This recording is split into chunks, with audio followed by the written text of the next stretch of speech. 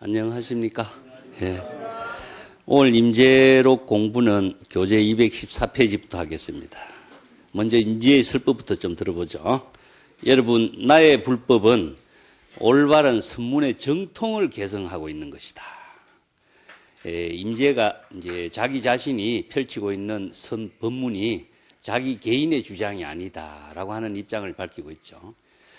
그래서 불교에서는 그 선종 전등설, 그게 서가모니 부처님으로부터 불법이 서천 28조 동토 6조의 그 조사들에 의해 가지고 정법이 맹맥하게 생명을 부처님의 해명을 개성해서 상승되고 있다라고 하는 사실을 증명하고 있습니다. 임재 자신도 지금 여기서는 이제 자신이 펼치는 불법이 여법한 사실과 또 내 개인의 주장이 아니고 모든 재불조사들이 한결같이 설하고 있는 정법의 불교라고 하는 사실을 지고 있는 부분이라고 할 수 있습니다.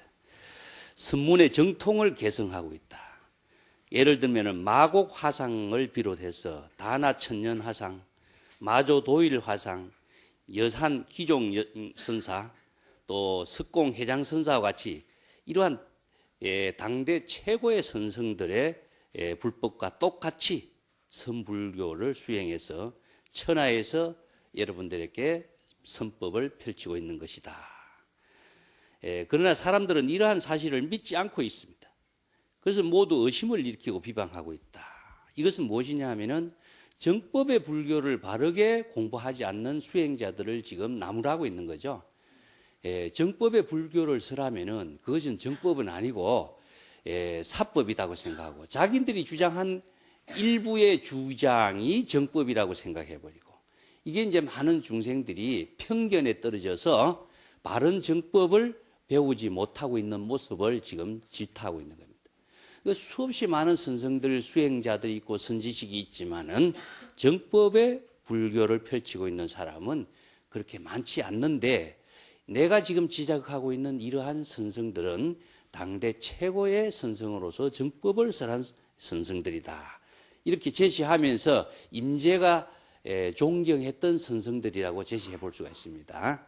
그래서 첫 번째는 여기에 예를 들면은 마조도일 화상의 같은 선법은 너무나 순수하고 복잡하지 않아서 수행자가 400명, 500명이나 되었으나 모두 마조도일 화상의 정법의 참된 정신을 파악하지 못했다.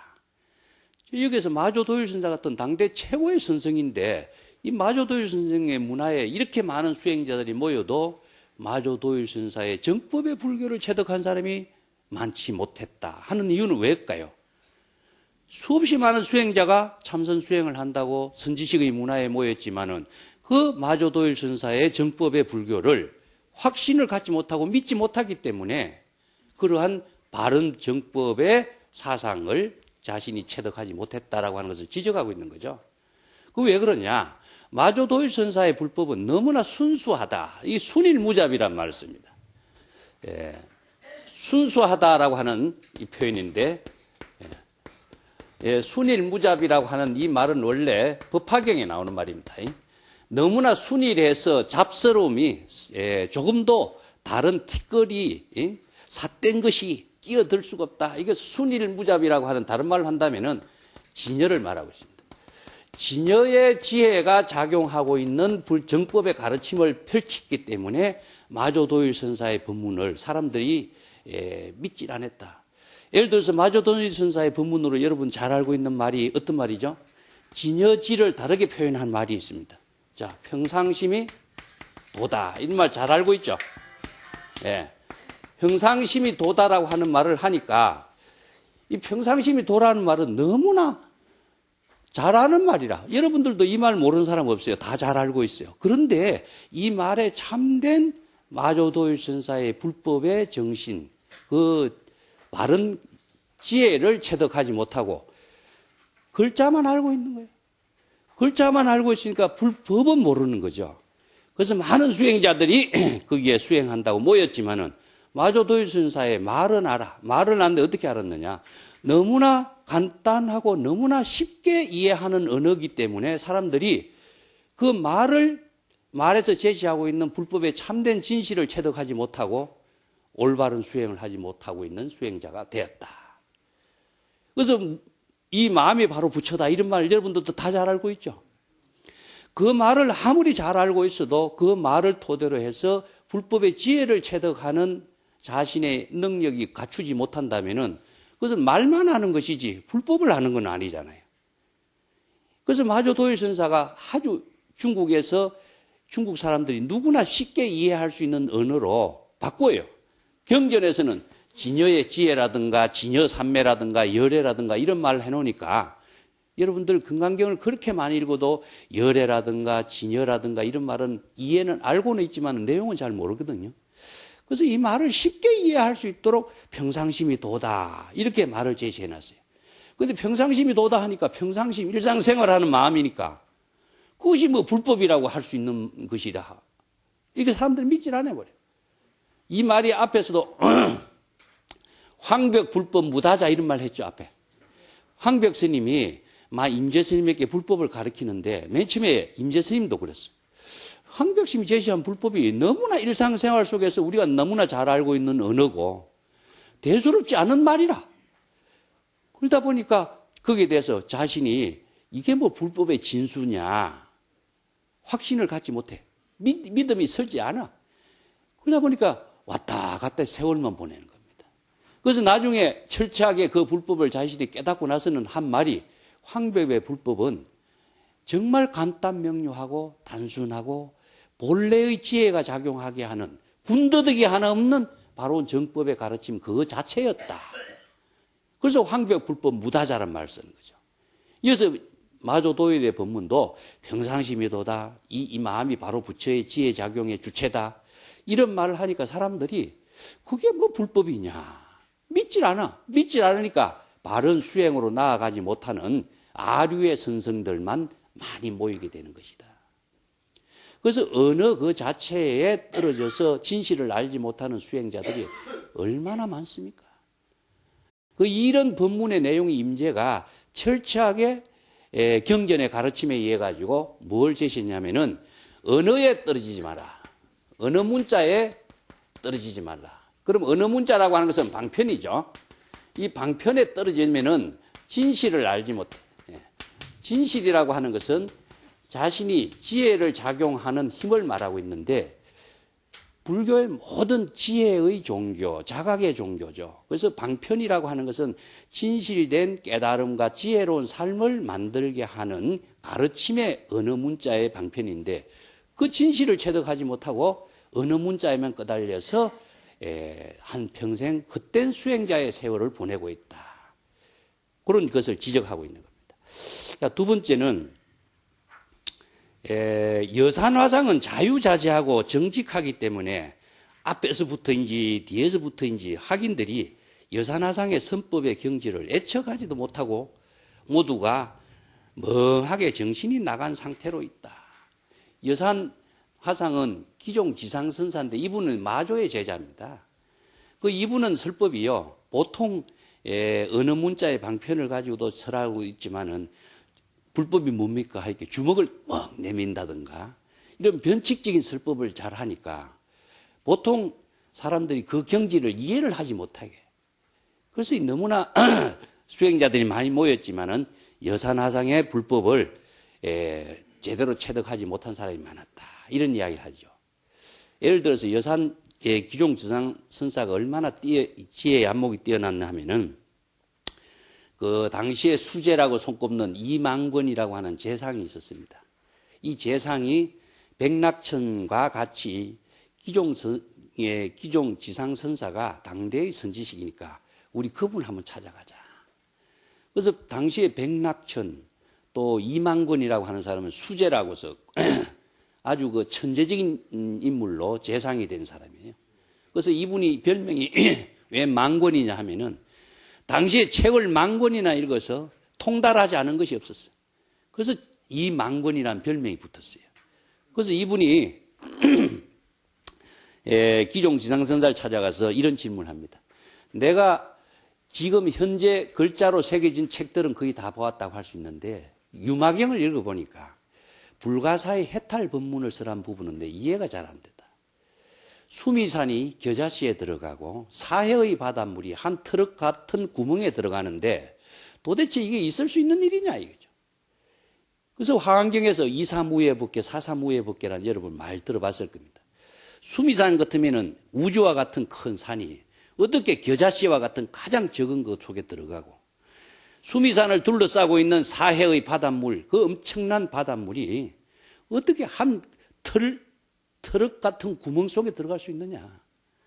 중생심으로서는 생각할 수 없죠. 자, 이것을 불가사의라 그럽니다. 불가사의. 불가사의. 사의, 사량 분별할 수 없는 세계를 불가사의라고 그러는데 그것은 불교에서의 모든 가르침은 불가사의 해탈 경계, 불가사의한 지혜 작용 이렇게 표현하고 있어요. 그러면 중생이 생각하는 것은 우리가 기종 지상선사에게 질문하고 있는 이만건 씨도 그렇게 사해의 바닷물이 한 트럭에 들어가고 수미산이 겨자씨에 들어가는 것은 생각할 수 없는 일이죠. 이건 중생이 생각하는 사의라 그럽니다. 이것을 이제 사량 분별이라고도 하는데 중생심으로 사량 분별을 해볼 적에는 불가사의한 세계가 이해가 되지 않는 법이에요. 그래서 불법은 물질과 물질과의 관계 속에서 이사무예법계, 사사무예가의 법계가 이루어진 것처럼 이해하는 사람이 많기 때문에 이게 믿음이 안 가. 아무리 좋은 법문을 해도 글자대로 접근하면은 진실을 알지 못해요. 경전 공부를 하는 분들이 불법은 어떻게 해야 되느냐, 신법이다 하는 것을 모르면은 불법은 신법이다라고 하는 사실을 모르면은 글자대로 다 접근을 해버려요.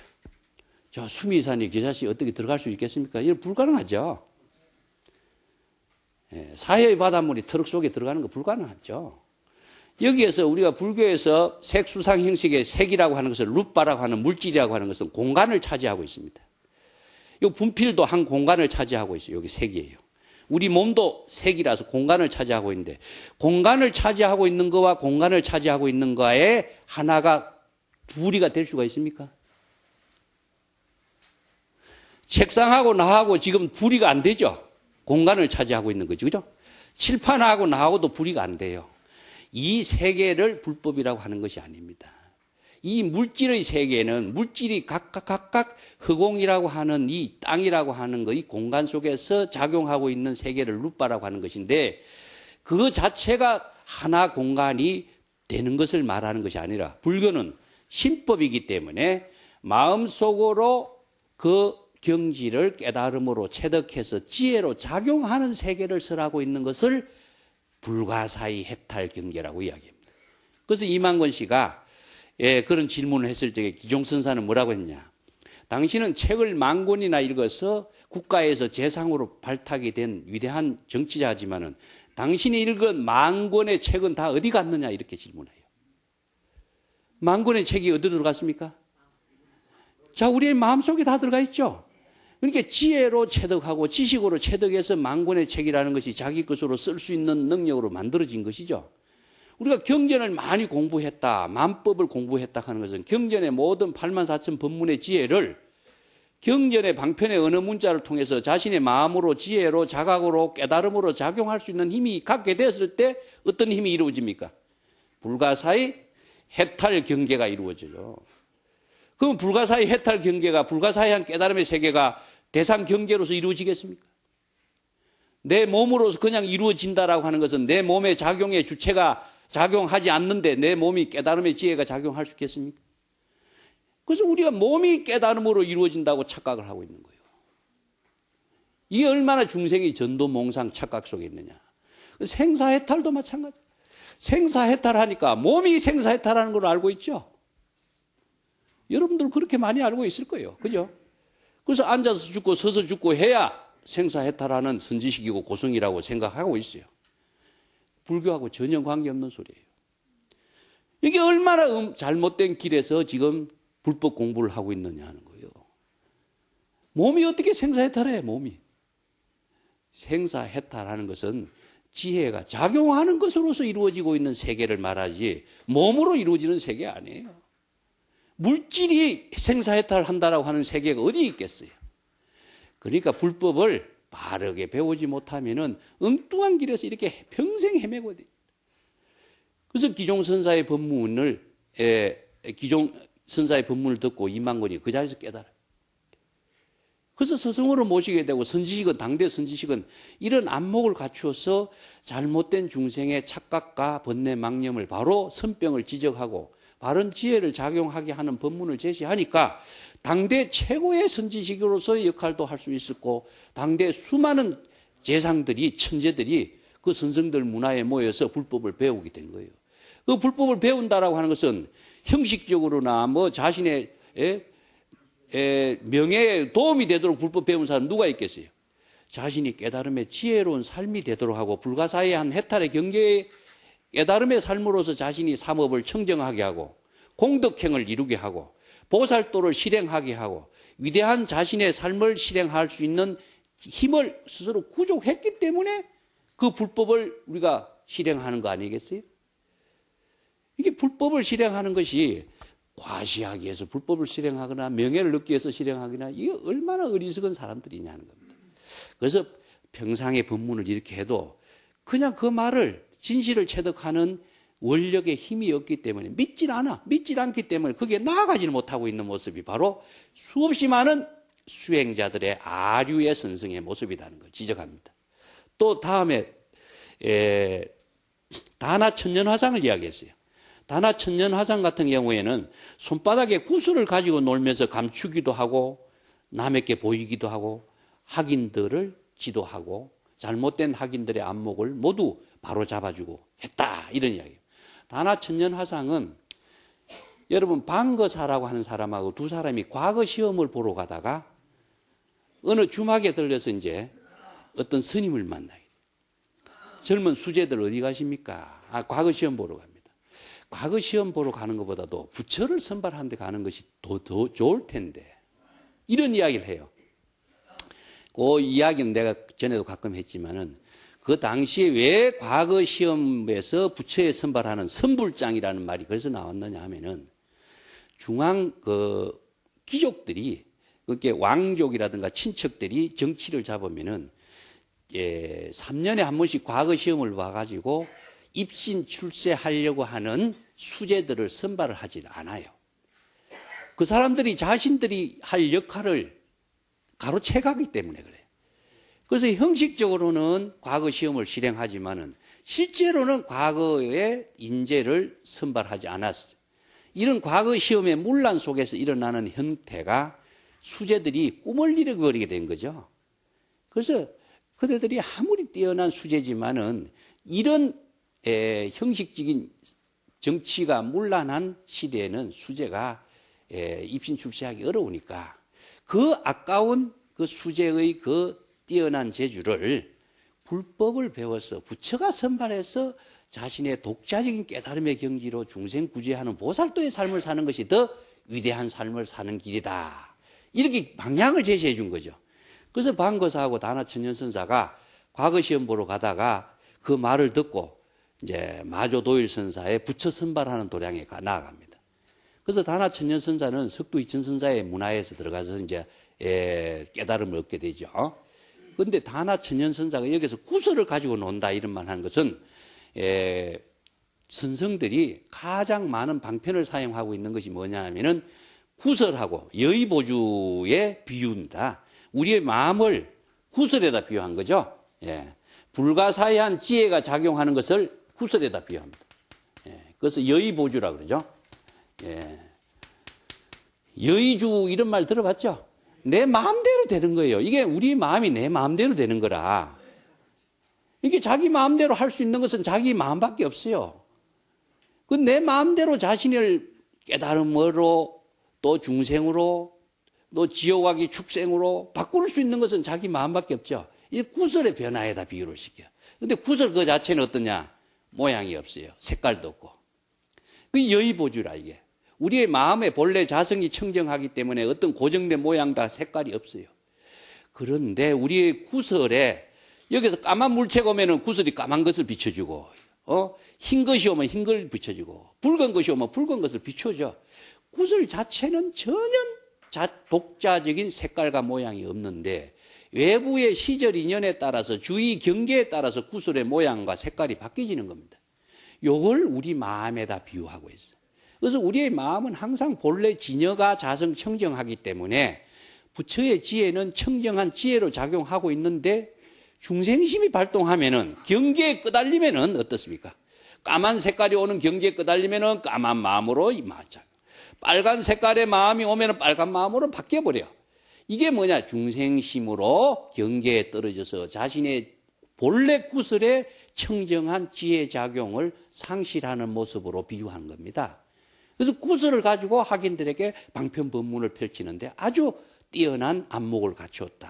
그래서 이 개송으로 선문학이라고 하는 구슬을 가지고 노는 그 개송 시를 지어요.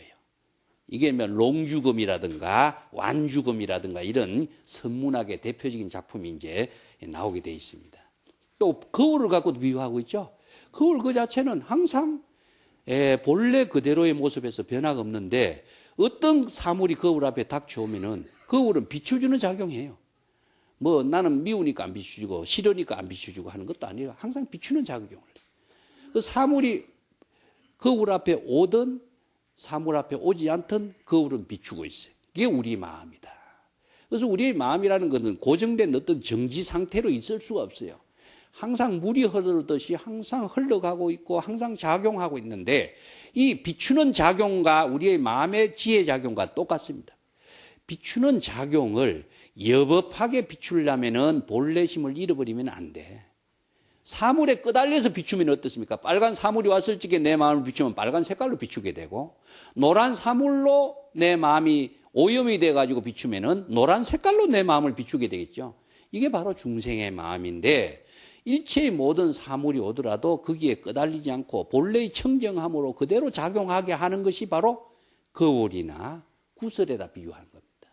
그래서 이 선성들이 뛰어난 지혜로서 설법을 했다 하는 것을 지적하고 있습니다. 또 마지막에 마곡 보철 화상의 종풍은 황벽나무의 껍질을 입에 넣은 것처럼 입에 썩기 때문에 모든 학인들이 가까이 할 수가 없었다. 이 황벽나무라는 것은 소태나무라고 여러분 알죠?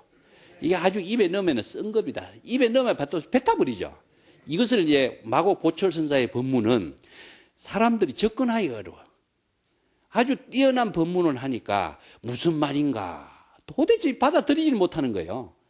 그래서 황벽의 나무에다가 마곡 보철 선사의 법문을 비유한 거예요. 마곡 보철 선사의 문화에 뛰어난 우리나라 신라의 무념국사가 출연합니다. 그래서 중국의 선성들은 마곡 보철 선사의 법을 개성을 많이 못했는데 유일하게 우리 무념국사 태조 무열왕의 8대 손이죠. 무념국사가 중국에 유학을 가고 마곡 보철 선사에서 법문을 받아서 해동의 선조로 돼 있죠. 문화의 3,000명에 대한 수행자가 모여가지고 해동 선조라고 일컫는 인물이 성주산문을 개창한 무념국사입니다. 그래서 무념국사가 사실 마조의 법을 개성한 마곡 보철 선사의 법을 신라에 전한 대표적인 선생이라고 할 수 있습니다. 자, 석공화상의 선풍은 화살로서 수행자를 찾았기 때문에 찾아오는 사람 모두 다 두려워했다. 석공회장선사라고 하는 분 또 특이한 분입니다. 이분은 원래 사냥꾼이었어요. 사냥을 해서 이제 생업을 하던 분이 마조 도일선사를 만나서 법문을 듣고 출가를 해가지고 그 사냥꾼의 그 화살과 활을 들고 다니는 평생 그러한 방편으로서 수행자들을 지도했다. 그래서 자기가 어느 수행자들이 오든지 그 문화의 삼평이라는 인물이 이제 그 법을 개성하는데 어떤 수행자가 오든지 간에 화살을 겨누는 겁니다. 자, 화살을 겨내서 이 화살은 사람을 죽이는 화살이냐, 사람을 살리는 화살이냐, 이런 말 법문을 해요. 그래서 이제 나오는 사람들이 화살을 겨누니까 두려워하죠. 자, 살인도를 맞을 것인가, 활임금을 맞을 것인가, 이것을 화살에다 바꿔버린 겁니다. 그래서 독자적인 선성들은 다 여법한 불법을 가지고 독자적인 가풍과 선풍과 방편 법문으로서 학인들을 지도했지만은 모두 다 한결같이 정법을 제시해서 학인들을 지도했다. 나도 이러한 선성들의 가풍을 개성했다. 라고 하는 임재의 입장을 지금 밝히고 있는 겁니다. 이게 이제 선종 법통설과 또 인가정명이라든가 이런 것으로서 중국 선종에서 강조하고 있는데,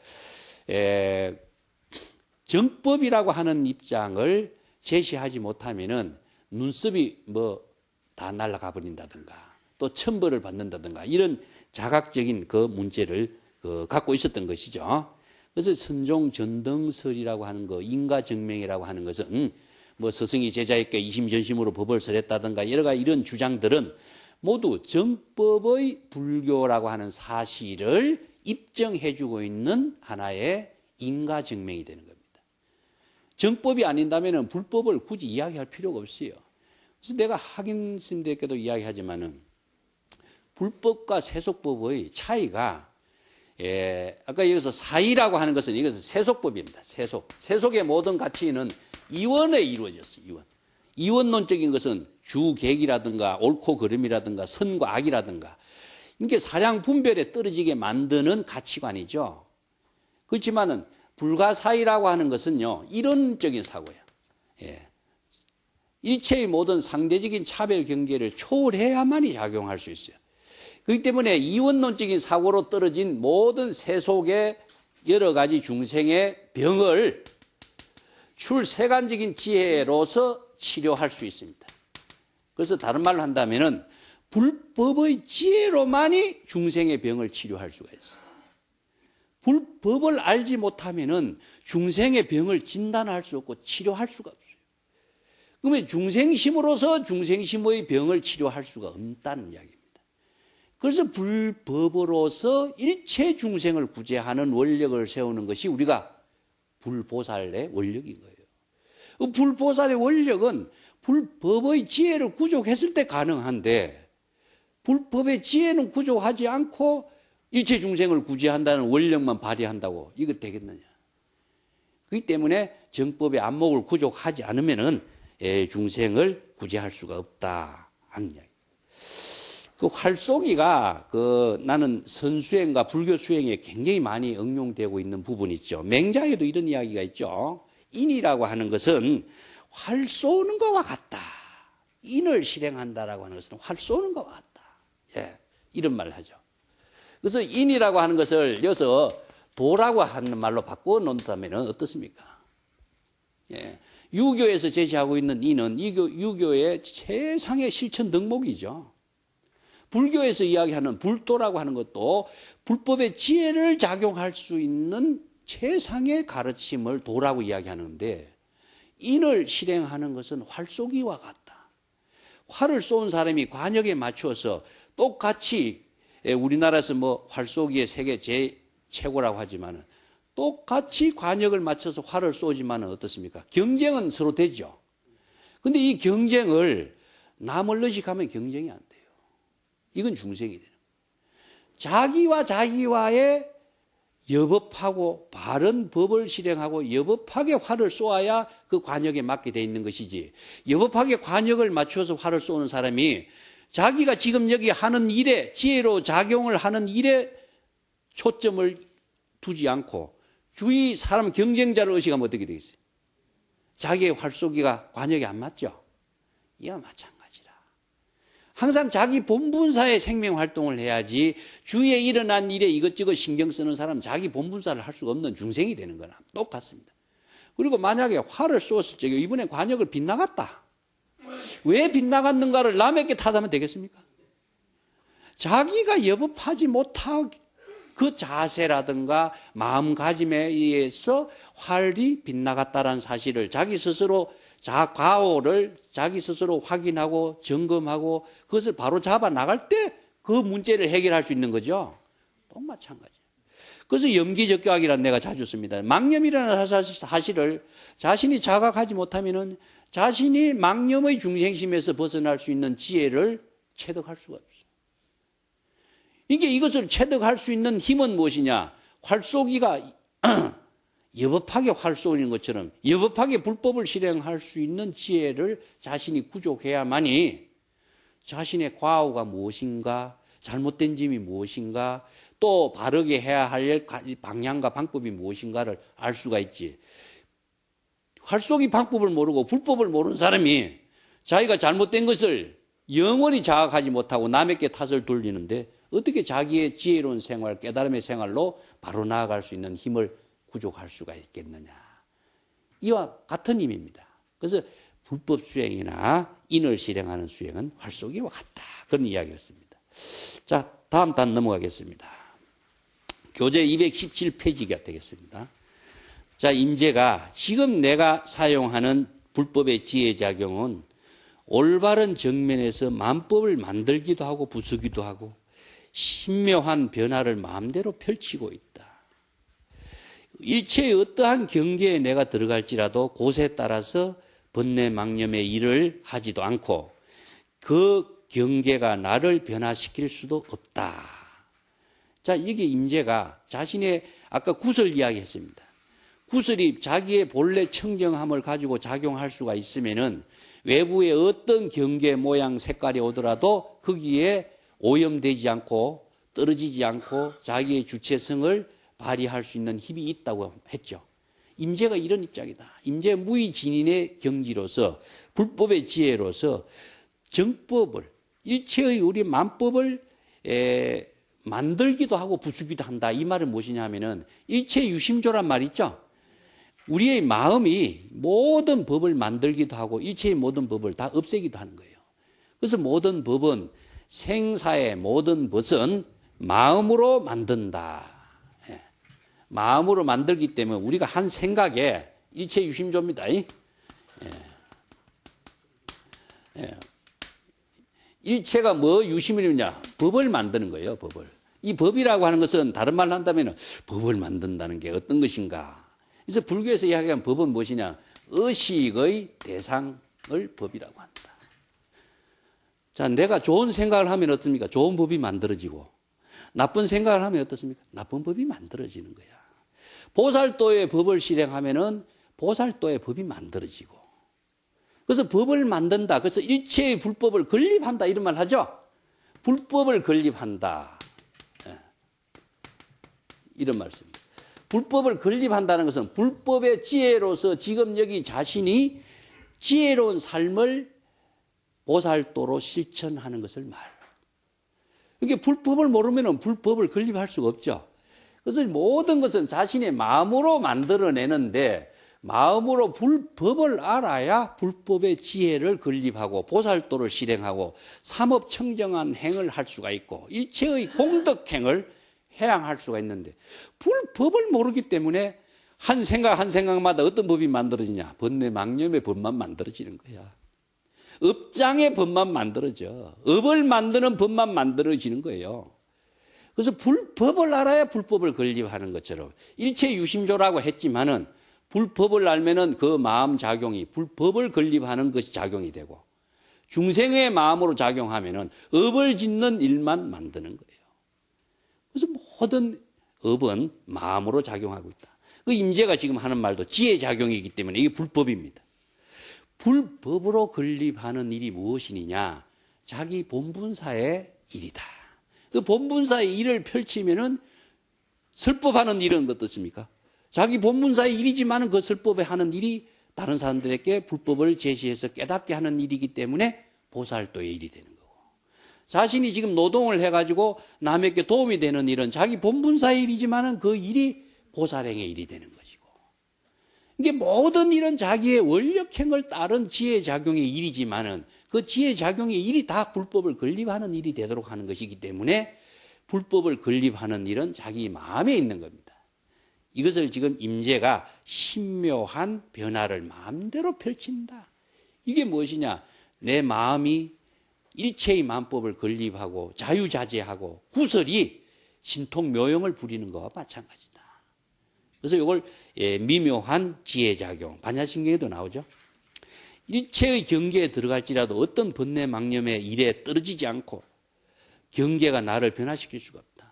이것은 대상 경계에 내가 떨어지면 중생이 되고 대상 경계를 내가 마음대로 활용하면 내가 부처가 돼요. 여러분들이 경전을 읽으면서도 경전의 글자에 떨어지면 여러분들은 중생이 되고 경전의 글자에서 제시하고 있는 불법을 체득해서 지혜를 쓰면 내가 이 경제의 모든 경제를 내가 주인으로 쓰는 거예요. 그래서 저 육조단경에 내가 자주 비유하지만은 법달이라고 하는 사람이 법화경을 읽어서 아무리 강의를 했지만은 법화경의 경전만 강의했지, 글자만 강의했지, 법화경의 지혜를 자신이 쓰는 능력을 갖추지 못하죠. 여러분들이 많은 사람들이 경전 공부하고 경전을 배우고 하지만은 전부 다 언어 문자에 떨어져서 언어 문자가 제시하고 있는 불법의 지혜를 쓸 수 있는 능력이 없어. 반야신경의 색적시공, 공적시색 모르는 사람 없지만은 색적시색, 공적시색의 지혜를 쓸 수 있는 사람은 없어요. 그러니까 불법은 모르고 전부 다 경계에 떨어진다. 그렇지만 지혜를 부족한 사람은 일체의 모든 대상 경계는 다 방편이기 때문에, 그래서 방편을 쓸 수 있는 안목을 구족하고 있다, 이런 이야기다. 신법으로 제시하고 있는 불법은 지혜가 작용하게 하는 법인 것인데, 이 지혜를 작용하게 하기 위해서 제시한 것이 무엇이냐? 언어라고 하는 겁니다. 언어라고 하는 것은 방편이죠. 근데 이 언어에 떨어지면은 불법을 쓸 수가 없어. 그래서 불법의 지혜 작용을 쓰는 것이 진실인데, 이 진실된 지혜를 작용하게 하기 위해서는 언어를 통해서 지혜를 작용할 수 있는 그 능력을 체득하지 않으면은 불교 공부는 안 돼. 그래서 이 방편이라는 언어를 사용해서 지혜를 작용하는 능력을 불법을 통해 배우는 공부를 우리가 참선 공부라고 하는 겁니다. 참선 공부. 이게 본질이 무엇인가를 모르고 참선 공부 주장하는 사람은 많아. 참선 공부를 제대로 하는 사람이 있느냐 하는 거예요. 그래서 참선 공부는 불법의 지혜를 체득하는 공부가 참선 공부다. 그렇게 하려면 어떻게 되죠? 언어 문자의 방편을 통해서 사유하지 않으면 안 되는데, 그 사유하는 내용을, 언어 문자의 방편을 사유를 해야 돼. 이것을 사유하는 것을 참고한다, 이런 말을 쓰는데, 불법으로 사유를 해야 되지, 언어 문자에만 가지고 아무리 생각하고 의심하고 해도 소용없어요. 근데 글자만 가지고 의심을 하는 것이 참선 공부라고 착각하는 사람이 또 얼마나 많아. 색적시공, 공적시색 아무리 의심해봐. 그 불법의 지혜가 체득되는가. 불법으로서 색은 무엇이고 공은 무엇이고 색이와 공이고 공이와 색인가 하는 것을 불법으로 사유하고 참고해야 돼. 그래야 색도 알고 공도 하고 색과 공이 같다라고 하는 지혜를 내가 체득해서 쓸 수가 있지. 불법은 무시하고 의심 아무리 해봐. 세세생생 의심하는 세월만 보내고 업을 짓는 세월만 보낸다. 그렇기 때문에 일체의 모든 법을 내 마음대로 쓰고 건립하고 작용할 수 있는 능력을 나는 다 구족했기 때문에 이 법으로서 모든 대상 경계를 내가 마음대로 활용해. 그래서 임재가 이 법으로서 활용하는 경계를 지혜 작용으로 쓰는 것을 성경전이라고 그랬습니다. 경계를 마음대로 활용하는 사람, 이런 뜻입니다.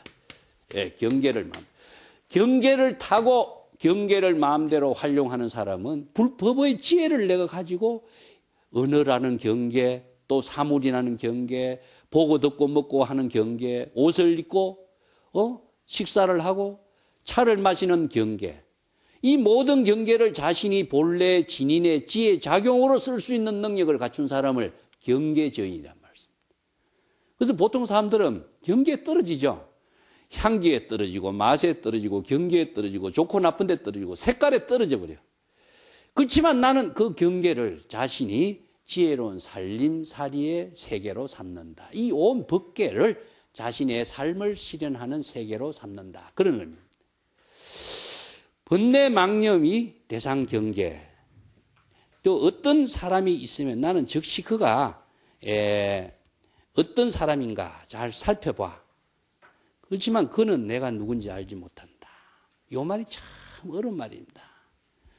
제가 요게 나는 그를 알지만은 그는 나를 알지 못한다. 이런 말을 쓰거든요. 나는 그와 만나지만은 그는 나지 못한다. 이게 불법은 요걸 알아야 되는데 이걸 이해를 어떻게 내가 이해를 할 수 있도록 설명을 해야 될까? 좀 걱정스럽네요.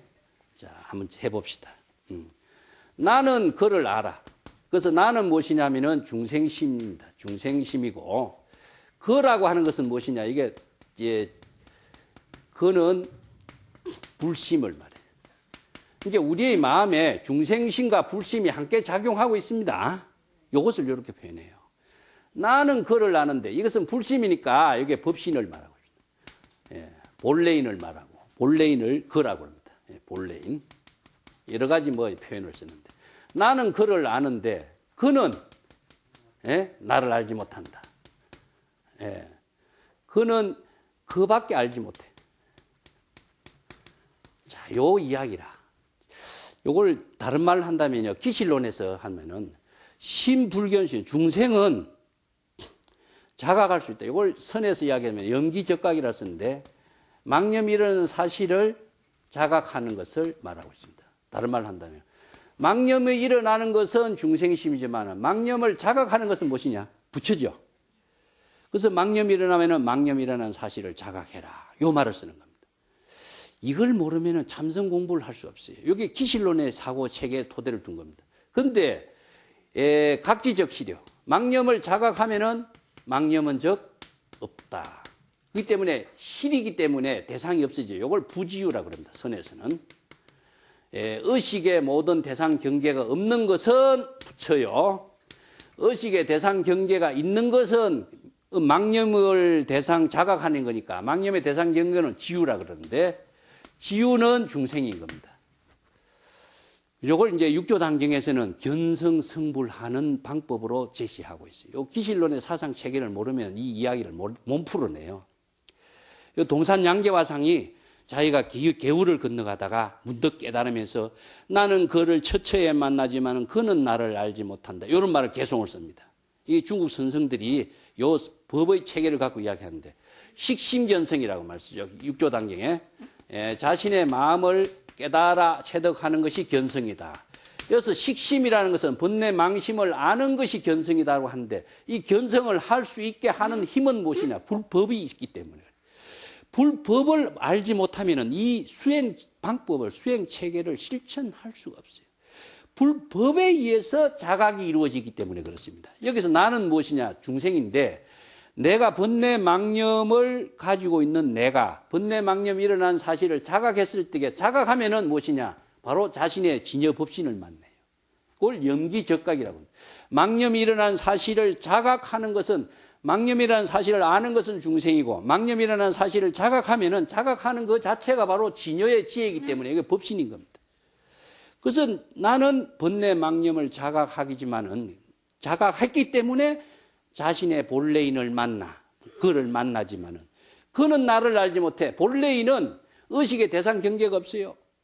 본래인은 진여와 진여와의 관계이기 때문에 진여와 진여는 부처와 부처는 서로 대상 경계가 없어요. 그래서 불상견이란 말을 씁니다.